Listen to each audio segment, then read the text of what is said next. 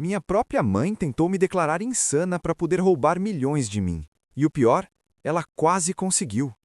Olha, eu sei que isso sou extremo, sei que parece coisa de filme ruim, mas vou te contar exatamente o que aconteceu porque, sinceramente, às vezes eu mesma ainda não consigo acreditar.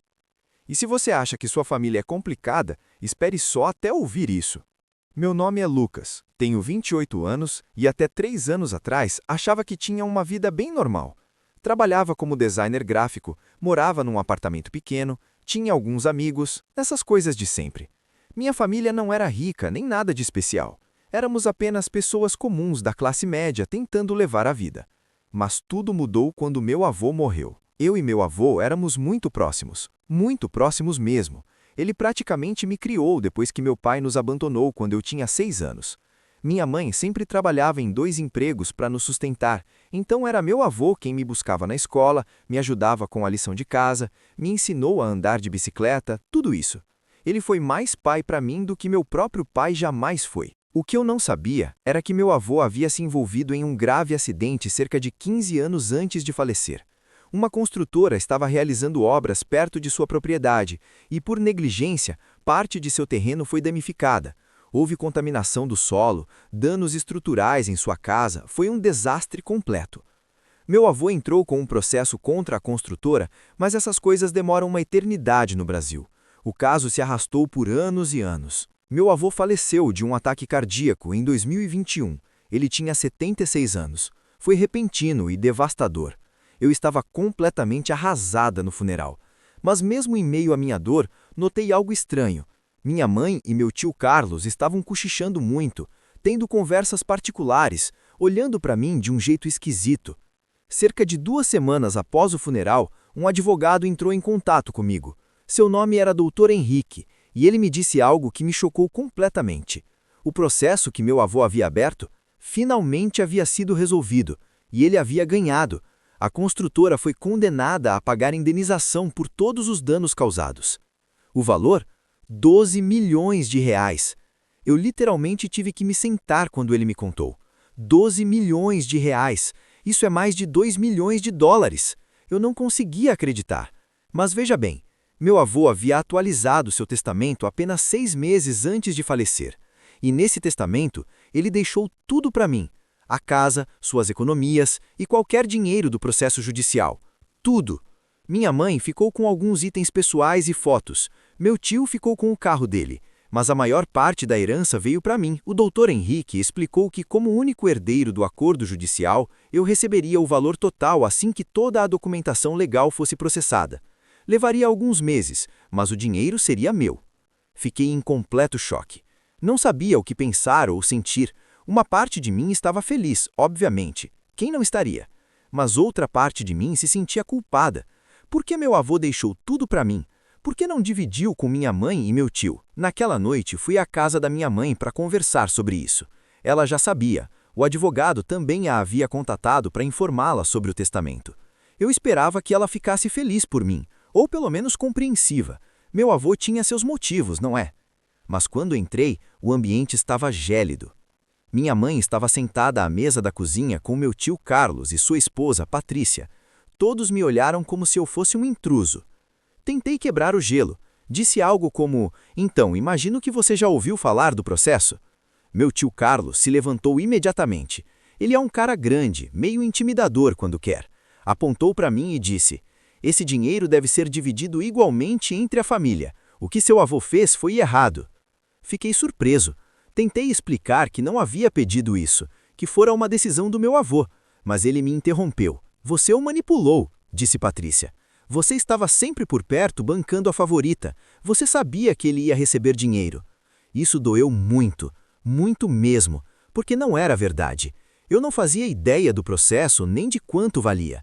Eu passava tempo com meu avô porque o amava, não porque queria algo dele. Minha mãe finalmente se pronunciou. "Lucas, seu tio Carlos e eu estávamos conversando. Achamos que o justo seria dividir o dinheiro em 3 partes iguais." Olhei para ela incrédula. "Mãe, não foi isso que o vovô quis. Ele tomou a decisão dele." "Ele era velho", disse Carlos. "Ele não estava pensando direito perto do fim." Isso me deixou com raiva. Meu avô estava lúcido até o dia de sua morte. Não estava senil nem confuso, sabia exatamente o que estava fazendo. Disse que precisava de tempo para pensar e fui embora. Mas, sinceramente, eu já sabia que não ia simplesmente entregar milhões de reais só porque eles se achavam no direito de ficar com eles. Meu avô queria que eu tivesse esse dinheiro por um motivo. Nas semanas seguintes, a pressão aumentou. Minha mãe me ligava todos os dias perguntando se havia reconsiderado. Meu tio apareceu no meu apartamento várias vezes, às vezes gritando pela porta quando eu não o deixava entrar. Patrícia me mandava longas mensagens de texto sobre lealdade familiar e sobre fazer a coisa certa. Tentei me controlar e ser racional. Cheguei a me oferecer para ajudá-los caso precisassem de algo, mas não ia dividir a herança. Não era algo que eu pudesse dividir. Era o desejo do meu avô. Foi aí que as coisas ficaram realmente sombras. Cerca de 2 meses após a morte do meu avô, comecei a notar que algumas pessoas estavam me seguindo. No início, achei que estava sendo paranoica, mas depois comecei a ver o mesmo carro estacionado em frente ao meu prédio várias vezes. O mesmo cara em uma cafeteria me observando. Era escavado. Então, um dia cheguei em casa e encontrei meu apartamento arrombado. Mas veja a parte estranha. Nada foi roubado. Meu laptop estava lá, minha TV, tudo. Mas meus papéis estavam todos revirados. Alguém tinha mexido nos meus documentos.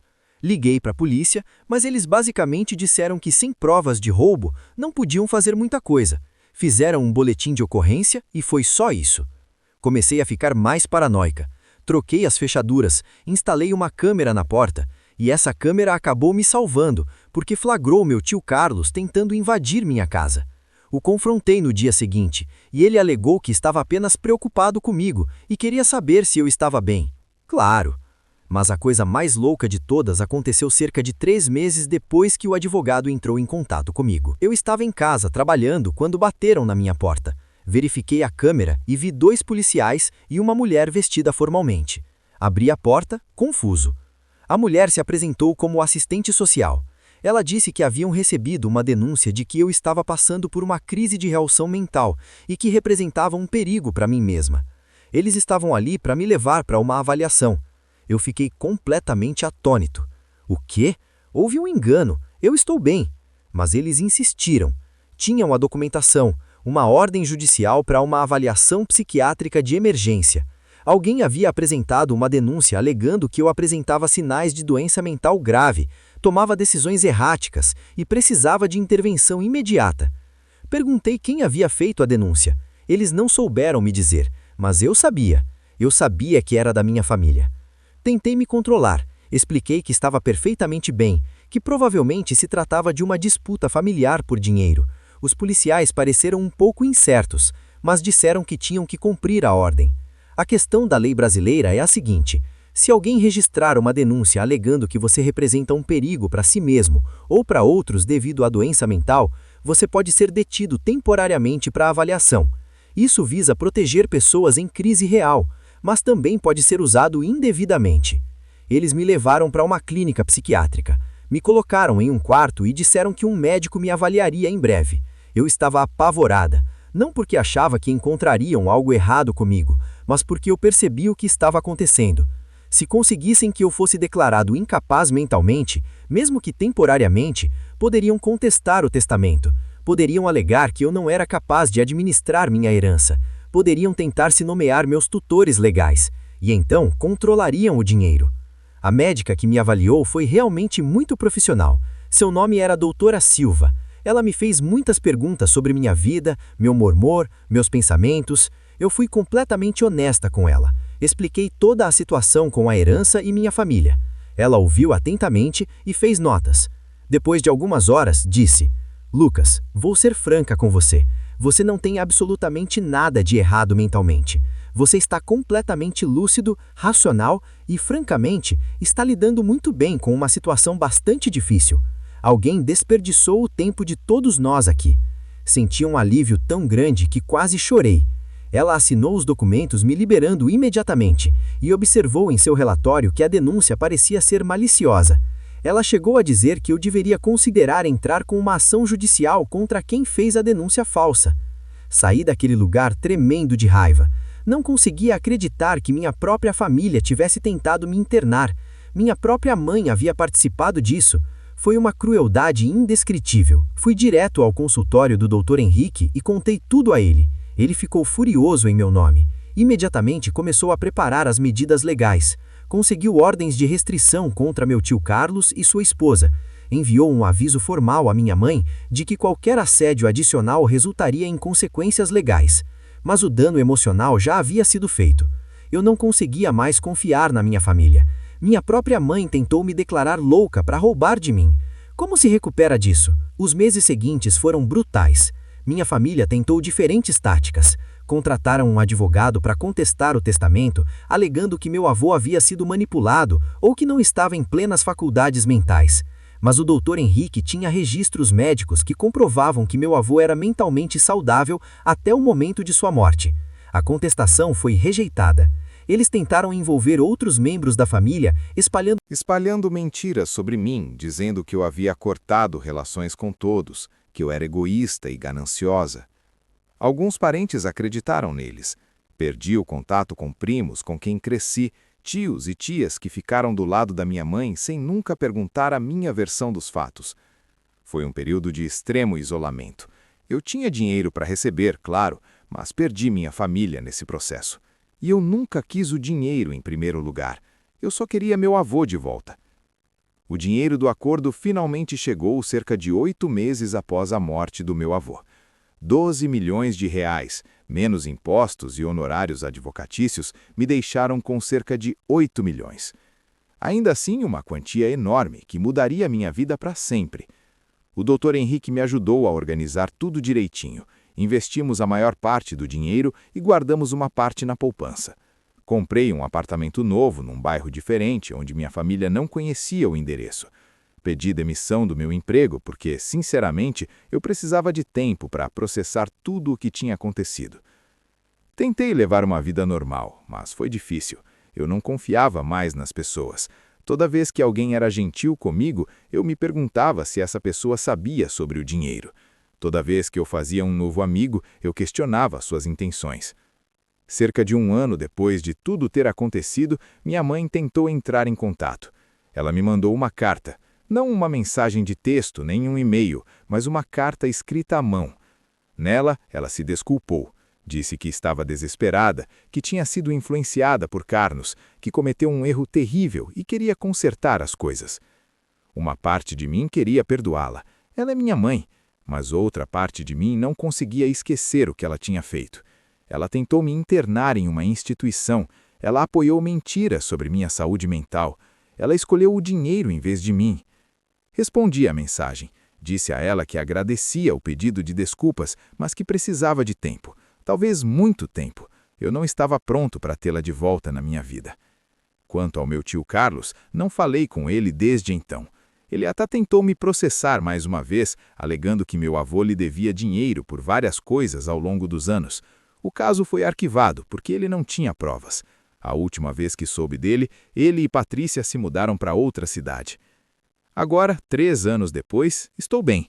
O dinheiro me permitiu viver confortavelmente, investir em algumas oportunidades de negócios e, honestamente, simplesmente respirar.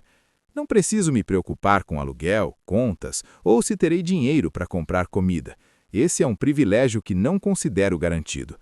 Mas estaria mentindo se dissesse que tudo é perfeito. Ainda luto com problemas de confiança. Às vezes ainda tenho pesadelos com aquele dia em que a polícia apareceu na minha porta. Ainda me sinto culpado por o presente generoso do meu avô ter acabado destruindo meus relacionamentos familiares. Estou em terapia há 2 anos, tentando lidar com tudo isso. Minha terapeuta diz que o que eu vivi foi uma forma de abuso financeiro, misturada com trauma de traição. É real, e está tudo bem ainda estar processando isso. Aos poucos, construí uma nova vida. Tenho alguns amigos próximos que me conheciam antes da crise financeira e continuaram por perto depois. Comecei a namorar novamente, embora seja muito cautelosa sobre quando e como conto às pessoas sobre minha situação financeira. Até mesmo voltei a fazer alguns trabalhos de design freelance, não porque preciso do dinheiro, mas porque sentia falta dessa válvula de escape criativa. O que ainda me intriga é imaginar o que meu avô pensaria de tudo isso. Ele ficaria decepcionado por seu presente ter causado tanta destruição? Ou ficaria orgulhoso por eu ter me mantido firme e não ter me deixado intimidar a ponto de desistir do que ele queria que eu tivesse? Gosto de pensar que ele estaria orgulhoso. Ele sempre foi um homem de princípios. Defendia-se, lutava pelo que era certo. Talvez essa seja a verdadeira herança que ele me deixou. Não o dinheiro, mas a força para lutar por mim mesma quando todos queriam me derrubar. Não existe um final perfeito para esta história. Não me reconciliei com a maior parte da minha família. O dinheiro continua lá, seguro e a aumentar, mas não me faz feliz da maneira que se esperaria de milhões de pessoas. O que me faz feliz é saber que sobrevivi a um dos períodos mais difíceis da minha vida, mantendo a minha integridade.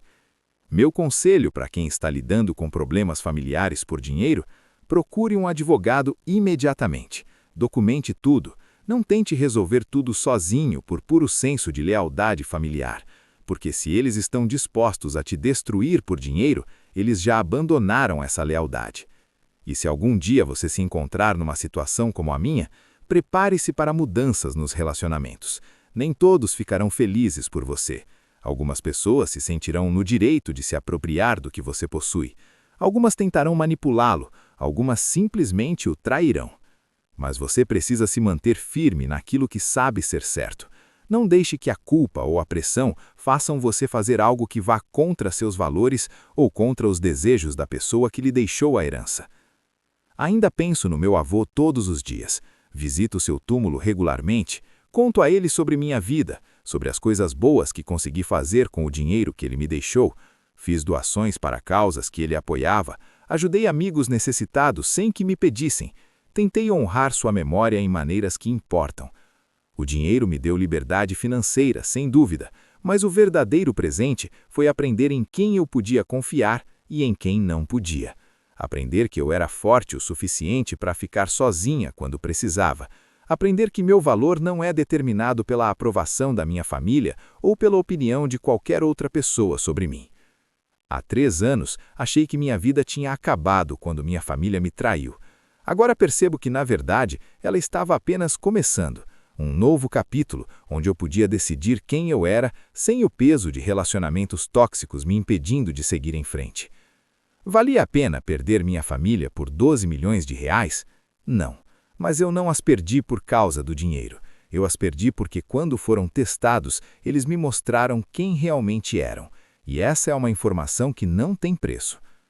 Se há uma coisa que eu quero que você aprenda com minha história, é isto: proteja-se, até mesmo da família, principalmente da família, porque as pessoas que deveriam te amar incondicionalmente são as que podem te machucar mais quando as coisas mudam. E se algum dia você se encontrar numa situação como a minha, lembre-se de escolher a si mesmo. Não é egoísmo, é sobrevivência. Não se esqueça de se inscrever se quiser ouvir mais histórias incríveis como esta.